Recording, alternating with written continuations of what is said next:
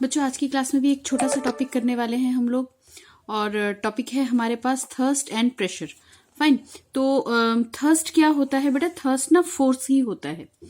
Thirst क्या होता है? फोर्स ही होता है। लेकिन ये जो फोर्स है वो हमारा ना बॉडी के ऊपर परपेंडिकुलर एक्ट करता है। कैसे? मतलब मान लो कि हमने यहाँ पे कोई बॉक्स लिया, ठीक है, कोई एक वजन मैंने यहाँ पे रख लिया, कोई सामान बॉक्स सा मैंने रख लिया। तो इस बॉक्स के ऊपर फोर्स लगाने के दो तीन तरीके हैं। भाई देखो, फोर्स तुम इधर से भी लगा सकते हो, फोर्स तुम इधर से भी लगा सकते हो, फोर्स तुम इधर से भी लगा सकते हो, फोर्स इधर से भी लगा सकते हो, ठीक है, बात समझ रहे हो। लेकिन जो फोर्स परपेंडिकुलर लगेगा, ये वाले फोर्स नहीं, इधर उधर से लगने वाले फोर्स नहीं, जो फोर्स परपेंडिकुलर उस बॉडी पे एक्ट करेगा उसी को हम क्या बोलेंगे? थर्स्ट। ठीक है। मान लो तुम्हें इस बॉडी के ऊपर, इस बॉक्स के ऊपर तुम्हें ना एक कील, यहाँ पे कील इसके अंदर इंसर्ट करना हो, ठीक है, कील ठोकना हो, तो तुम उस कील को यहाँ पे लाके रखोगे तो उसके ऊपर जो हैमर से स्ट्राइक करोगे वो सीधा स्ट्राइक करोगे, है ना, तो ये कील अंदर आ जाएगी। तो ये जो फोर्स पड़ रहा है जो कि परपेंडिकुलर, ये वाला फोर्स नहीं, ये वाला फोर्स नहीं, ऐसा फोर्स जो बॉडी के ऊपर कैसे एक्ट करता हो? परपेंडिकुलर एक्ट करता हो, उसी को हम क्या बोलते हैं? थ्रस्ट। ठीक है, याद रहेगा। अब क्योंकि ये फोर्स ही है तो इसकी यूनिट क्या होती है? न्यूटन। ओके, तो थर्स्ट हमारे पास क्या होता है? It is a force acting perpendicular on a surface is called thrust.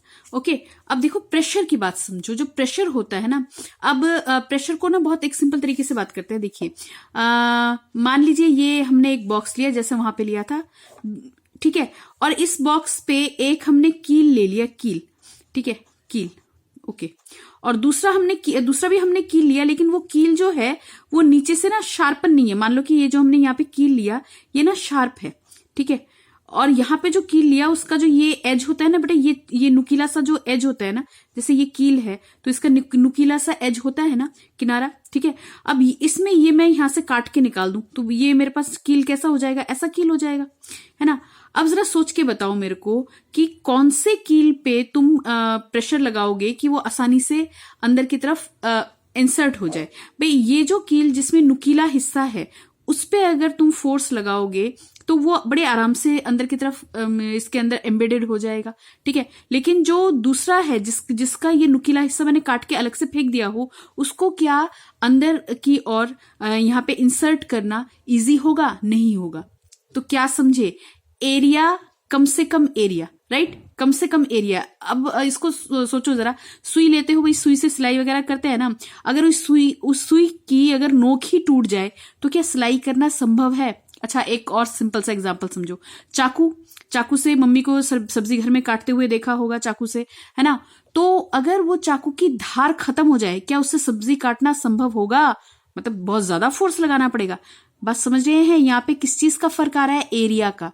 तो धार लगाते हैं जब चाकू पे तो उसका जो एज होता है, जो उसका किनारा होता है, वो क्या हो जाता है? पतला हो जाता है, शार्प हो जाता है। तो प्रेशर वहां से हम डिफाइन करेंगे। प्रेशर क्या होता है? इट इज अ फोर्स और थ्रस्ट। भैया मैंने बोला था थ्रस्ट क्या होता है?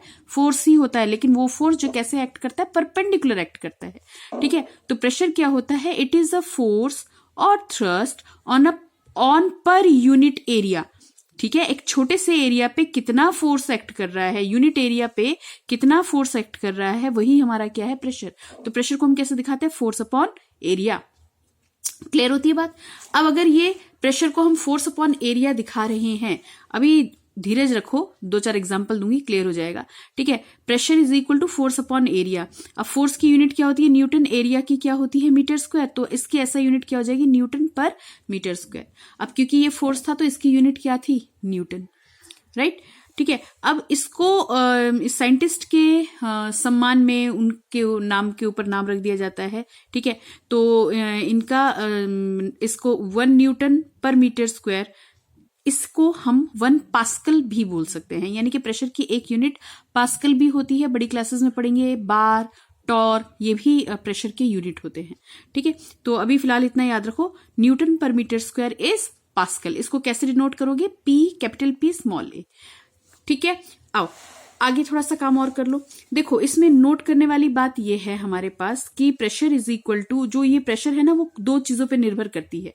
यानी जैसे अगर मैंने यहाँ पे लिखा P is equal to F upon A लिखा है ना, तो अगर फोर्स बढ़ेगा प्रेशर बढ़ेगा, है ना। तो मैंने इसको थोड़ा उल्टा करके लिख लिया, तुम इसको P directly proportional to F कर लेना, बात बराबर है, ठीक है। अगर आप फोर्स बढ़ाओगे तो प्रेशर भी क्या होगा, बढ़ेगा। और एरिया के साथ क्या है, ये इनवर्सली प्रोपोर्शनल है, यानी एरिया अगर बढ़ जाएगा तो प्रेशर क्या हो जाएगा, कम, और एरिया अगर कम हो जाएगा तो प्रेशर क्या हो जाएगा, बढ़ जाएगा, ठीक है। बहुत सिंपल से एग्जाम्पल लिए हैं, देखो समझो। Edge of a blade, knives, razor and cutting tools is made sharp, उनको शार्प बनाया जाता है अगर ब्लंट होंगे, है ना। ब्लंट होंगे यानी कि उसमें शार्पनेस नहीं होगी तो उससे काटना आसान नहीं होता, ठीक है। क्यों, क्योंकि एरिया क्या हो जाएगा, बढ़ जाएगा, तो लगने वाला प्रेशर क्या हो जाएगा, ज्यादा, आसानी से नहीं कटेगा। दूसरा, wider straps of a school bag, भाई स्कूल के बैग लेके जाते हो, है ना, तो स्कूल के बैग में जो स्ट्रैप होते हैं, जिनको तुम कंधे पे टांग के जाते हो, बैग को कंधे पे टांगते हो ना, तो उसमें क्या होता है, स्ट्रैप होता है।